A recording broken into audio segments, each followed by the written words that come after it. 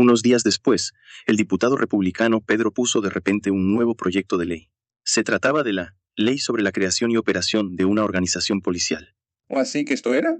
Pensó el diputado Robert mientras observaba a Pedro, sorprendido por la inesperada propuesta.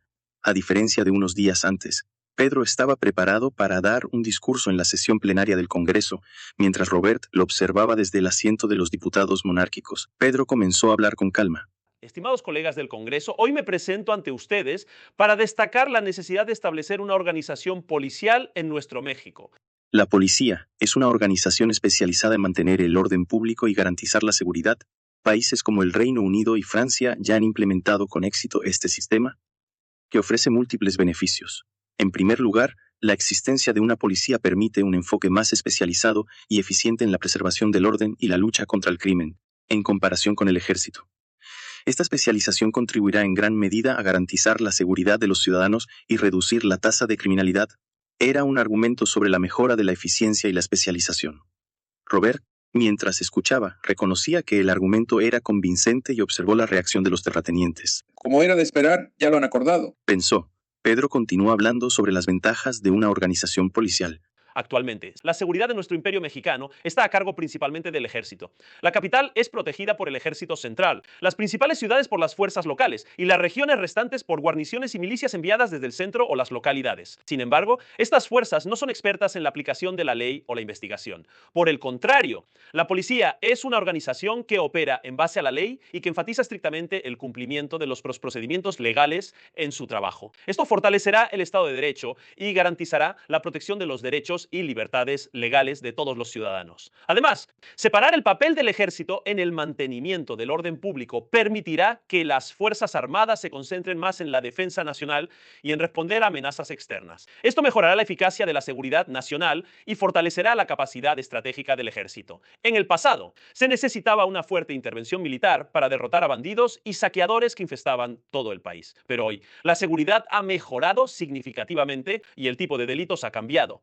Ahora es el momento de establecer una institución especializada para mantener el orden público de manera eficiente y profesional. Les pido que consideren profundamente esta propuesta y les agradezco su apoyo. Al finalizar el discurso, Robert quedó impresionado. ¿Lo ha preparado bien? Pensó. Era un movimiento inteligente que no solo proporcionaba varios beneficios al imperio mexicano, sino que también servía como una forma de contener el poder de los monárquicos. Básicamente, la propuesta sugería transferir la autoridad y las funciones de seguridad que actualmente estaban bajo el control del ejército al Ministerio del Interior. Esto implicaba crear una nueva organización al separar personal, presupuesto y autoridad del ejército, debilitando así su poder. No hay razones para oponerse, pensó Robert. Crear nuevas organizaciones gubernamentales en el imperio mexicano no era algo inusual.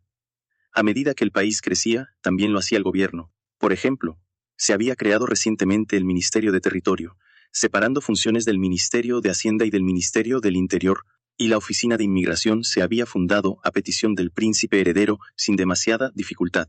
Si los republicanos estuvieran presentando esta ley unilateralmente, podrían haber sido bloqueados con objeciones sobre el personal y el presupuesto. Pero este era un momento de negociación entre las facciones. Y parece que ya han llegado a un acuerdo con los terratenientes. No hay más opción que aceptarlo, pensó. Hasta ese momento, los monárquicos habían tratado de fomentar la rivalidad entre los republicanos y los terratenientes y de mediar entre ellos, pero esa estrategia estaba llegando a su límite. El poder de los monárquicos se había vuelto demasiado fuerte. Tanto los republicanos como los terratenientes se habían dado cuenta de que si seguían peleando entre sí, podrían no lograr nada. Aunque ambos grupos no estaban de acuerdo en todo, en temas sensibles, como este, colaborar para debilitar el poder de los monárquicos era lógico. Esto es algo que no puedo decidir solo, pensó Robert. Necesitamos tiempo para intercambiar opiniones. ¿Votaremos mañana? Esto indicaba que la decisión se tomaría rápidamente, sin prolongar la discusión durante varios días. De acuerdo, nos reuniremos de nuevo mañana. La sesión terminó y Robert fue a ver a su líder, el príncipe heredero, por la sede de esa manera. De hecho, ya había pensado que tarde o temprano necesitaríamos una policía. Pero a cambio, asegúrate de que los altos mandos de la nueva organización policial sean personas del Ejército Central. Después de todo, los únicos que tienen experiencia en investigación en este México son los militares. Habrá razones suficientes para justificarlo. Sí, así lo haré, Su Alteza. El príncipe aceptó el trato, y el acuerdo entre los monárquicos, los republicanos y los terratenientes fue sellado. El Departamento del Interior estableció la Dirección General de Policía, mientras que el Ministerio de Defensa fundó la Dirección de Inteligencia Militar. Así, nacieron dos nuevas agencias gubernamentales. Los directores y el personal de la Dirección de Inteligencia Militar fueron seleccionados entre personas ya designadas. La batalla terminó con la victoria de los revolucionarios. No fue solo porque tuvieran más tropas y armas. El espíritu de lucha del ejército revolucionario estaba por las nubes, mientras que la moral del ejército gubernamental había tocado fondo, con cientos de desertores cada noche. Algunos de los desertores simplemente regresaron a sus hogares, pero muchos se unieron al ejército revolucionario. Los soldados veían y escuchaban lo que sucedía, y por las palabras, acciones y expresiones de sus oficiales, se dieron cuenta de que la marea había cambiado. Pena de muerte, pena de muerte, pena de muerte. El ejército revolucionario, ahora convertido en el gobierno revolucionario, entró en Puerto Príncipe y capturó al presidente Erard. El juez del nuevo gobierno revolucionario lo condenó a muerte, acusándolo de numerosos crímenes. Ustedes, ¿qué los hace pensar que serán diferentes? Fueron las últimas palabras del presidente Erard, quien había ocupado el cargo durante apenas 3 meses. Erard, quien habría sido el mayor terrateniente de Haití si hubiera logrado consolidar su poder, fue el primero de muchos grandes terratenientes en ceder toda su propiedad a cambio de salvar su vida. Aquellos que se resistieron hasta el final fueron ejecutados. ¿Tierra para todos? Pero ahora por fin estamos verdaderamente liberados. Se implementó una política de reforma agraria sin precedentes, tan radical que asustaba a muchos, la expropiación y redistribución gratuita de tierras. Caray, no quedan arrendatarios. Parece que tendremos que cultivar nosotros mismos. Este comentario se escuchaba entre los pequeños terratenientes que habían participado en la revolución. Tantas tierras fueron distribuidas que el lema de verdadera liberación del ejército revolucionario parecía haberse hecho realidad. Los que se unieron al ejército revolucionario celebraban la victoria, y la nación entera parecía estar impregnada de un renovado sentimiento de esperanza. Maldita sea, hoy es día de fiesta, abran los almacenes. Incluso en algunas regiones, tras varios años de dificultades, se organizaron festivales nuevamente. Sin embargo, en contraste con esta atmósfera festiva, había un lugar donde reinaba la desesperación. El Palacio Nacional, la residencia oficial del presidente y centro del gobierno en Puerto Príncipe. Profesor, revíselo de nuevo. ¿Es realmente cierto? El cálculo se completó hace una semana. He hecho los cálculos una y otra vez, pero el resultado no cambia. Eran los líderes de la revolución, las figuras clave del nuevo gobierno. A pesar de haber triunfado, estaban sumidos en la desesperación. ¿No decían que México nos había perdonado una gran parte de la deuda?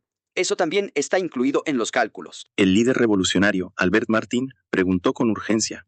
Sí, nos asumieron la deuda de 90 millones de francos y nos dijeron que solo teníamos que pagar 250 millones de pesos. Teniendo en cuenta que el tipo de cambio entre el franco y el peso es casi de 5-1. Es como si nos hubieran perdonado una cantidad enorme. Era una suma imposible de pagar de todos modos, y con los intereses acumulados, México lo decidió como un gesto magnánimo. Aunque habían reducido la deuda aproximadamente 450 millones de pesos, Haití, naturalmente, no tenía ni siquiera para pagar lo que restaba. Incluso si recogemos hasta el último centavo de las propiedades de los grandes terratenientes, apenas alcanzaría para cubrir los intereses. ¿Cómo se supone que podemos pagar el capital? Sin eso, no hay futuro ni esperanza. El lamento de Albert resonaba en la sala, llena de más de una decena de personas. El presupuesto nacional, calculado con una tasa impositiva exorbitante, requería que se destinara el 80% solo para cubrir los intereses de la deuda. Creían que habían alcanzado la liberación. Pero no era así. Si bien el gobierno había cambiado y las tierras habían sido redistribuidas, si los impuestos seguían llevándose casi todo lo que producían, realmente podían decir que algo había cambiado. Esa duda invadía las mentes de todos los presentes. No hay alguna solución. 3 opciones, aunque solo una de ellas parece viable. Pues escuchemos todo primero. ¿Cuál es la primera opción? Ganar la guerra contra el Imperio Mexicano. Eso es absolutamente imposible. La segunda. Utilizar a otras naciones que quieran frenar al Imperio Mexicano. Aunque esta opción parecía más probable, viendo que el único país que podría vencer a México en el mar, Gran Bretaña, ha cedido recientemente todas sus colonias en el Caribe a México. Esa posibilidad se ha desvanecido. Hoy la última. Todos en la habitación contenían la respiración, atentos a lo que el maestro iba a decir. Ceder ciertos derechos a México a cambio de que nos perdonen la deuda. El rostro de Albert se enrojeció de inmediato. No era el único. Otros en la sala también comenzaron a increpar al maestro. Eso es absurdo. Conceder nuestros derechos. ¿En qué se diferencia eso de vender nuestro país? A pesar de la indignación, Nadie insultó directamente al maestro, ya que todos eran compañeros de la revolución. Sin embargo, la atmósfera en la sala se tornó tensa y hostil. En ese momento, alguien intervino. Esperen, escuchemos más antes de tomar una decisión. El hombre que habló era Maurice Thomas, el más rico de los revolucionarios y una de las figuras clave en las victorias del movimiento. Su intervención calmó la situación. Maestro, por favor, explíquese con más detalle. Compañeros, ¿cuánto tiempo creen que el imperio mexicano nos dejará en paz?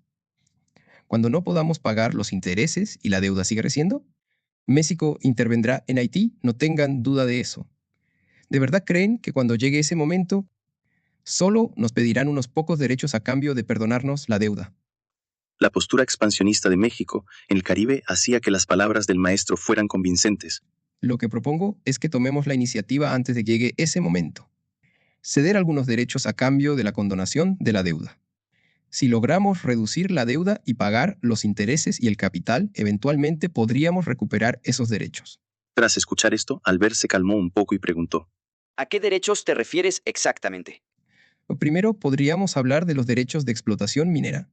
Y además, El gobierno revolucionario de Haití enfrentaba la dura realidad y comenzaba a luchar en un atolladero del que no veía el final. Si esto sigue así, Martin Van Buren, ese maldito holandés, volverá a ser presidente. Martin Van Buren, el octavo presidente de Estados Unidos hasta 1841, parecía estar encaminado a ser nuevamente el candidato presidencial del Partido Demócrata. James Polk, quien estaba rezagado frente a Van Buren, pero aún ha considerado la segunda opción del partido, estaba desesperado. Es temprano, pero empecemos la campaña de inmediato. Ahora. Pero las elecciones son a finales del próximo año, y ni siquiera ha sido nominado formalmente. ¡Qué tontería! ¿No ves que no voy a ser nominado si seguimos así? ¿O debemos empezar ahora mismo? Paul reprendió a su impaciente secretario y comenzó a escribir un eslogan destinado a captar la atención del público. Un lema que Van Buren nunca se atrevería a soñar, uno que implicaba un gran riesgo, pero que rascaría justo donde picaba al pueblo estadounidense. Oregón es nuestro, por 54-40 o guerra. El eslogan exigía que el territorio de Oregón fuera fijado en el paralelo 54 grados 40 minutos de latitud norte, y que si no se lograba, Estados Unidos iría a la guerra con Gran Bretaña. Ese provocador lema comenzó a encender los ánimos en todo Estados Unidos. Y hasta aquí llega este capítulo. Muy pronto tendrán los siguientes en el canal, pero si no pueden esperar, recuerden que pueden convertirse en miembros dando clic en el botón Unirse para verlos antes que nadie. No olviden dejar su like y suscribirse si aún no lo han hecho. Gracias por su apoyo y nos vemos en el próximo video.